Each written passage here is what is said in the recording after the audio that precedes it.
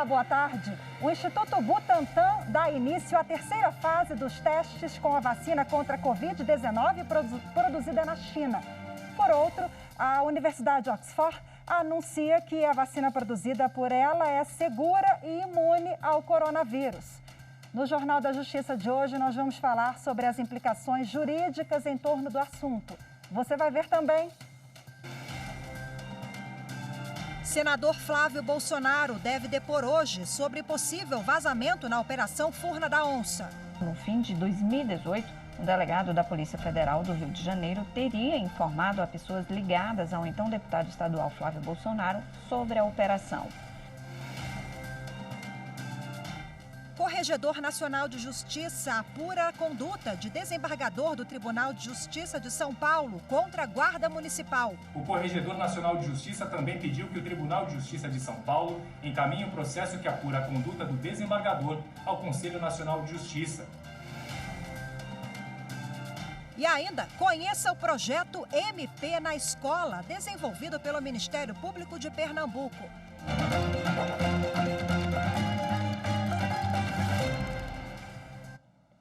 O presidente do Supremo Tribunal Federal e do Conselho Nacional de Justiça, ministro Dias Toffoli, teve alta nessa madrugada do Hospital Vila Nova Star, em São Paulo.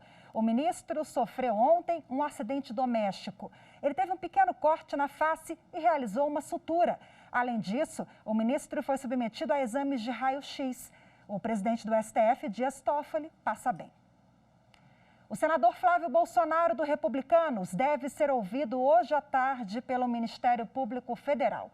O procedimento apura as denúncias de vazamento da Operação Furna da Onça em 2018. A denúncia de vazamento foi feita pelo empresário Paulo Marinho, que era ex-aliado do senador.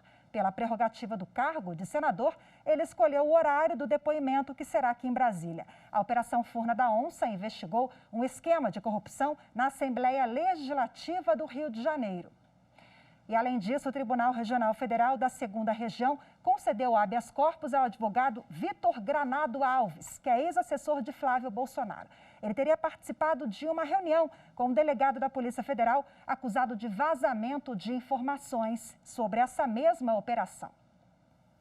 A defesa do senador disse em nota que o depoimento está confirmado e que ele vai depor como testemunha. O Ministério Público Federal, no Rio de Janeiro, decidiu investigar os vazamentos a partir de declarações feitas pelo suplente de Bolsonaro e pré-candidato à Prefeitura do Rio de Janeiro, Paulo Marinho.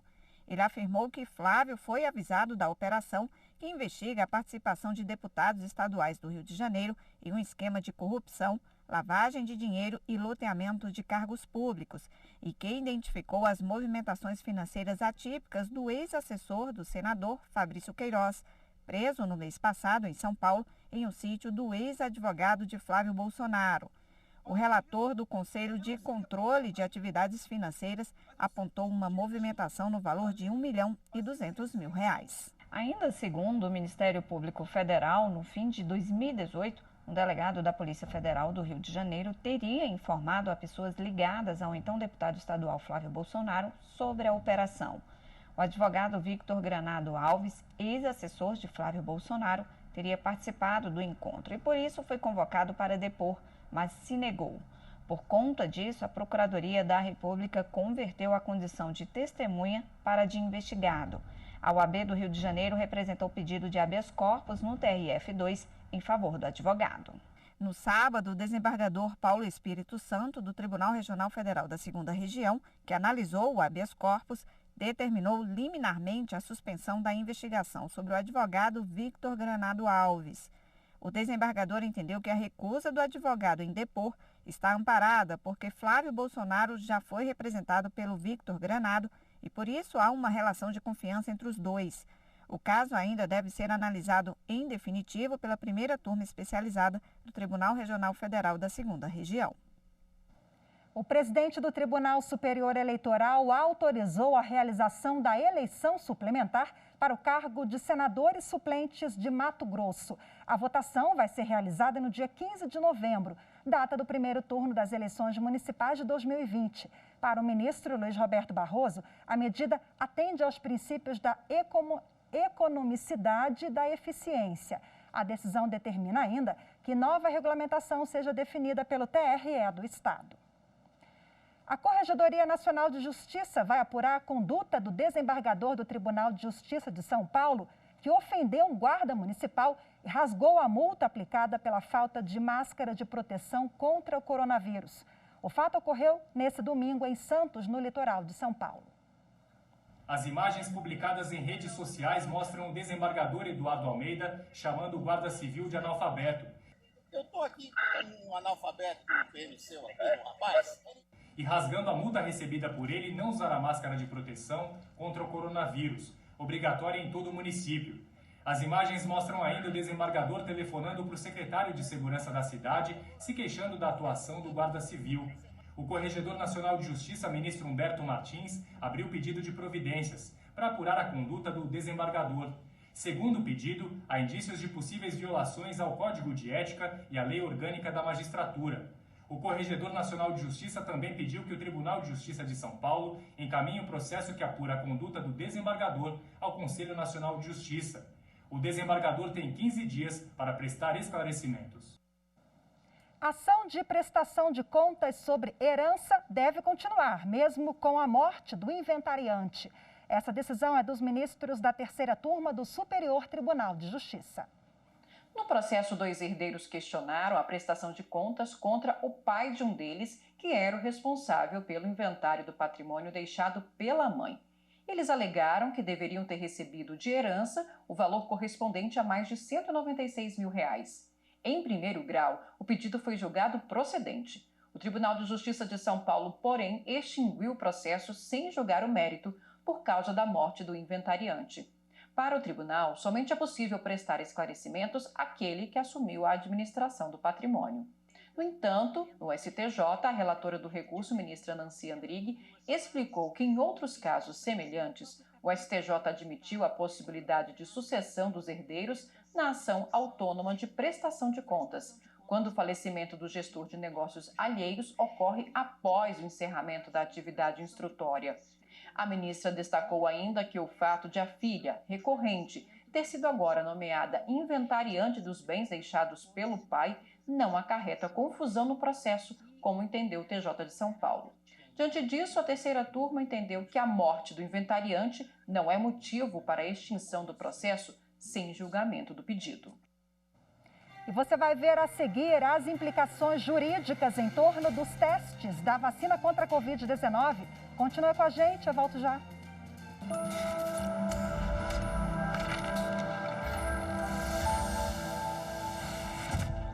A nossa Constituição é a lei suprema, fundamental, que serve como base de ordem para as relações interpessoais em relação com o Estado. As demais leis estão subordinadas a ela. Portanto, a Constituição, como fundamento primário do Estado, o nosso chamado Estado de Direito, é a garantia dos deveres e direitos de todos os cidadãos e da nossa democracia.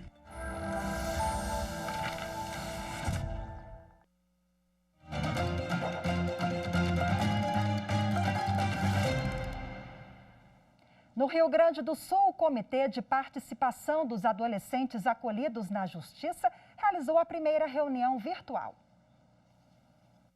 O impacto da pandemia na realidade cotidiana de crianças e adolescentes acolhidos foi a pauta da videoconferência. Eles fizeram um relato sobre a rotina durante o isolamento social.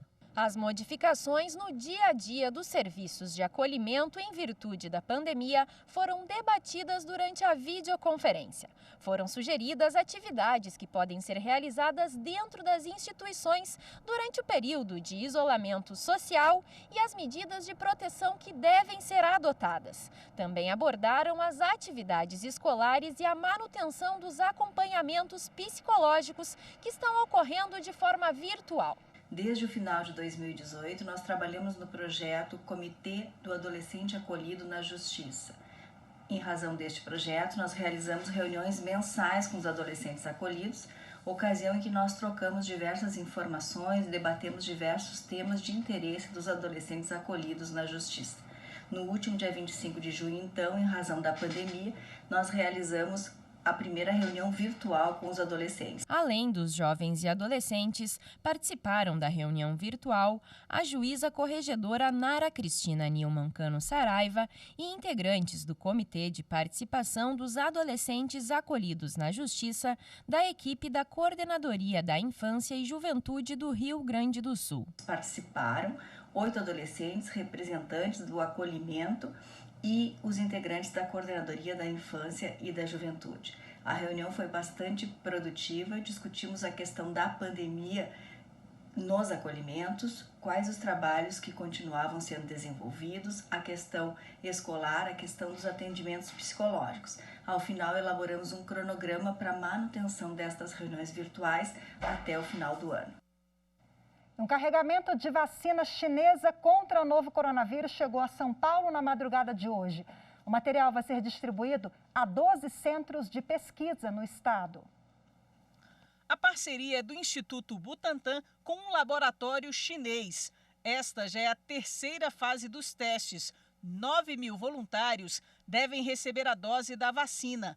A fase 3 de testagem da Coronavac vai ser feita em larga escala e já deve produzir resultados sobre a eficácia ou não da imunização contra a Covid-19. As inscrições para participar da pesquisa ainda estão abertas, mas a prioridade é para profissionais da área de saúde. De acordo com o governador de São Paulo, João Dória, o Instituto Butantan está adaptando uma fábrica para a produção da vacina. A capacidade de fabricação deve ser de até 100 milhões de doses para distribuição. Se comprovada a segurança e a efetividade da Coronavac, ela deve ser disponibilizada pelo Sistema Único de Saúde a partir de junho de 2021. E já a Universidade Oxford anunciou que a vacina produzida por ela é segura e imune ao coronavírus. Os resultados se referem às 2 primeiras fases de testes. A terceira fase está acontecendo no Brasil, entre outros países. E para falar mais com a gente sobre essa questão dos testes das vacinas, eu converso agora ao vivo com o Procurador Federal e Secretário Especial Adjunto Substituto do Ministério da Economia, Dr. Bruno Portela. Olá, doutor Bruno, seja bem-vindo. Obrigada por nos atender. Uma boa tarde. Boa tarde, Rafaela. Boa tarde a todos. À disposição. Obrigada. Eu queria que você explicasse para a gente que o Brasil estuda participar de 2 acordos internacionais que estão agora nessa terceira fase. Como é que funciona essa questão, doutor? Perfeito. Hoje existem grupos, compradores da vacina, que estão sendo formados no mundo todo e realmente é uma corrida espacial para a compra dessa vacina em razão de tudo que a Covid está provocando no mundo. Alguns laboratórios avançaram nos testes nos Estados Unidos, China e Reino Unido, como você até trouxe os 2 exemplos da China e Reino Unido, e os testes já estão na fase 3, que é a fase final, quando milhares de pessoas são testadas com o escopo de determinar a eficácia e segurança da vacina. E é nesse ponto, realmente, que existe a possibilidade de contratação da vacina. A Anvisa, que é a Agência Nacional de Vigilância Sanitária, doutor Bruno, ela já liberou autorização para os testes aqui no país em relação à vacina que está sendo desenvolvida lá pela Universidade de Oxford, em parceria com a Universidade Federal de São Paulo. Essa autorização, eu queria que você explicasse para a gente se ela traz algum tipo de segurança para os voluntários, algum diferencial, e que diferencial será esse? Sim. Os testes são liberados com total segurança pela Anvisa, e ela busca realmente trazer eficácia e segurança nessa liberação. O objetivo depois, não só do desenvolvimento da vacina, é que o imunizante poderá ter o registro liberado aqui. Aí a gente já falando numa fase posterior, realmente, do desenvolvimento da vacina, dessa solução que vai ser criada por alguns laboratórios, que estão aí nessa busca, nessa pesquisa. Então, poderá ter o registro liberado em tempo recorde pela Anvisa, mas nós não podemos falar de prazo agora. No caso da vacina de Oxford, ao todo, são 50 mil pessoas participando dos testes em todo o mundo, 10% delas no Brasil, sendo 2.000 em São Paulo, 2.000 na Bahia e outros 1.000 voluntários no Rio de Janeiro. Bom, o senhor atua no governo federal justamente para dar maior segurança jurídica no desenvolvimento dessa vacina. Qual é a importância dessa atuação do governo federal para garantir essa segurança e como é que é o trabalho do senhor?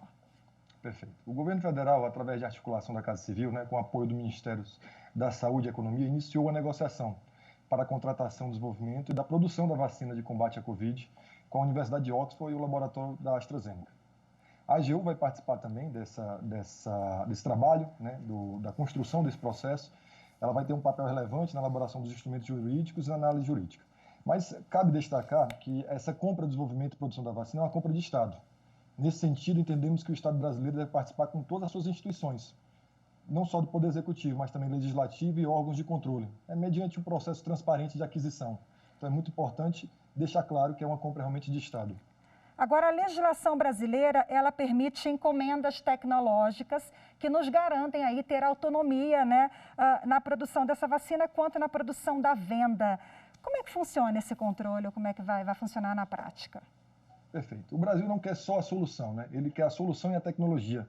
E é isso que vai ser feito através de um contrato chamado de encomenda tecnológica. É um contrato realmente administrativo, como os outros contratos que a administração usa, mas é um contrato que tem um regramento próprio, né, que tem uma complexidade. E esse contrato ele exige, né, 4 requisitos fundamentais.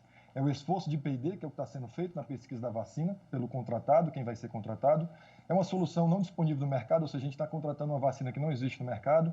O risco tecnológico, é evidente que existe um risco tecnológico, né, da pesquisa na vacina de combate à Covid, e a aplicabilidade dessa solução na resolução de um problema técnico indicado, né, que seria a vacinação, a imunização de toda a sociedade brasileira. E deixando claro, a ETEC, né, essa encomenda tecnológica, é um contrato administrativo, ela possui um risco tecnológico, portanto, juridicamente aceitável que a solução contratada não seja alcançada. É isso que precisa deixar claro, né, para a população em geral, para o contribuinte que paga, né, os seus tributos e paga esse tipo de contrato. De qualquer forma, é sempre importante, né? Fica esse know-how para o Brasil, com esse avanço, independentemente do resultado, né? Recentemente, na coletiva do Ministério da Saúde, um técnico colocou essa questão. É um know-how muito importante para a pesquisa no Brasil. Perfeito, né? Rafael. E é isso que a gente busca também, esse esforço de P&D, o estudo vai ficar para o Brasil, né? Porque está contratando o estudo e esse esforço. Então, o objetivo não é só comprar a vacina, a solução, mas também a tecnologia. Nós vamos participar dessa tecnologia. Ok, conversei ao vivo com o Dr. Bruno Portela, que é procurador federal lá junto ao Ministério da Economia. Muito obrigada pela participação. Boa tarde para o senhor. Muito obrigado a todos. Um grande abraço. Fiquem bem. E no próximo bloco vamos falar sobre evasão escolar. O bate-papo é com o promotor de Justiça de Pernambuco, Sérgio Couto. É daqui a pouquinho, fique com a gente.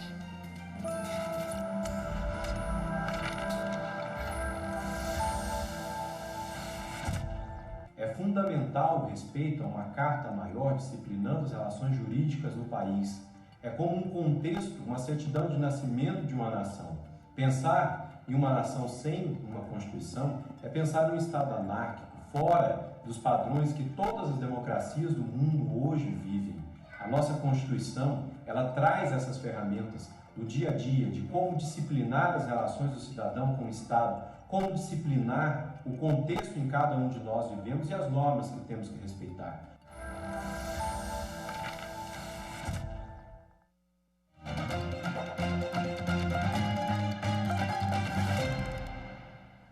A educação é um direito constitucional de nossas crianças e adolescentes. Só que uma pesquisa do IBGE, o Instituto Brasileiro de Geografia e Estatística, mostra que a evasão escolar ainda preocupa. O Brasil tem mais de 10 milhões de jovens entre 14 e 29 anos que não frequentam a escola e não concluíram o ensino médio. A evasão escolar tem cor. Mais de 70% deles são pretos ou pardos. As informações são da Pesquisa Nacional por Amostra de Domicílios Contínua Educação 2019, divulgada pelo IBGE. Os dados mostram que o abandono escolar se agrava a partir dos 15 anos. Quase 40% deixaram a sala de aula porque precisavam trabalhar. 29% não tinham interesse. E 10%, no caso meninas, largaram os estudos porque ficaram grávidas. Por localidade, a que mais preocupa é a evasão precoce, até os 13 anos. E fica acentuada nas regiões Norte, Nordeste e Sudeste. Mas algumas experiências mostram que há solução para o problema. Em Pernambuco, por exemplo, o Ministério Público do Estado tem se mobilizado para construir novas formas de lidar com o ensino. O Estado tem a menor taxa de abandono escolar do Brasil. Há 12 anos, os pernambucanos estavam em penúltimo lugar da lista. Agora, o Ministério Público quer unir forças para evitar queda no rendimento dos estudantes por causa da pandemia do novo coronavírus. Em tempos de pandemia, o Ministério Público de Pernambuco desenvolve no estado o projeto MP nas escolas. Para saber mais detalhes, eu converso agora ao vivo com o promotor de justiça, Sérgio Souto. Doutor Sérgio, boa tarde, muito obrigada por nos atender. Boa tarde, prazer meu estar aqui com vocês hoje. Bom, Pernambuco ele tem índices muito positivos em relação a essa questão da evasão escolar e o Ministério Público desenvolve o projeto MP nas escolas, que tem um recorte diferenciado em tempos de pandemia. É um desafio, né? Garantir que as crianças, garantir que a escola seja atrativa mesmo à distância. E como é que é esse projeto que vocês desenvolvem, promotor? Bom, o MP na Escola é uma iniciativa do Ministério Público de Pernambuco dentro do Plano de Atuação Escola em Dia, que consiste na aplicação de questionários online para alunos, pais, responsáveis, professores e gestores escolares das escolas públicas e privadas. E o objetivo é acompanhar quais atividades remotas estão sendo desenvolvidas e como elas estão sendo efetivadas durante esse período de paralisação das aulas presenciais. E como tem sido o resultado desse trabalho? Quais os frutos já colhidos ao longo desse projeto? Bom, a gente já está tendo acesso a esse aplicativo com as respostas da sociedade, desse setor da sociedade voltado à educação. E o objetivo é que até o final do mês a gente faça o diagnóstico e aí, a partir daí, possa auxiliar a atuação dos promotores de justiça na reorganização do calendário escolar, preservando a qualidade do ensino nesse período. E o MP nas escolas, ele atinge a todas as séries, ensino fundamental, infantil, médio? Exatamente, todas as séries de educação básica, escolas públicas e privadas. Bom, desde quando vocês realizam esse trabalho? O Ministério Público ele tem também um trabalho atuante na educação antes da pandemia e agora vocês reforçaram ainda essa atuação. Como é que funciona, promotor? Exatamente. Esse projeto MP na escola, esse aplicativo com esses questionários, ele foi criado nesse período de pandemia em razão da situação e dos desafios que o Covid-19 nos impôs na área de educação. Lógico que o Ministério Público vem trabalhando em outros pontos, inclusive no combate à evasão escolar, como você mencionou. Nós temos um projeto específico denominado Voltei, temos um projeto Construindo Pontos, que fala da educação inclusiva, melhoria do transporte escolar, entre outros pontos. Apenas a pandemia nos trouxe um desafio a mais, que é verificar e acompanhar essas atividades não presenciais e o retorno dos alunos em relação à qualidade dessas ações. Interessante a gente enfatizar que o MP na escola, ele convoca, digamos assim, professores e pais. Essa parceria é fundamental para que o projeto, a iniciativa dê certo? É primordial, porque a percepção dos professores e dos pais em relação às atividades remotas nos darão mais elementos para um diagnóstico preciso e, como eu falei, uma atuação do Ministério Público nessa reorganização do calendário, reposição de aulas, preservando a qualidade do ensino que está aí preconizado na Constituição Federal. Ok, conversei ao vivo com o promotor de justiça Sérgio Souto, que falou com a gente lá de Pernambuco sobre o projeto MP nas escolas. Muito obrigada mais uma vez. Boa tarde para o senhor. Boa tarde, eu agradeço também. O Jornal da Justiça de hoje fica por aqui. Você confere outras notícias do Poder Judiciário ao longo da nossa programação. Uma ótima tarde para você. Até amanhã.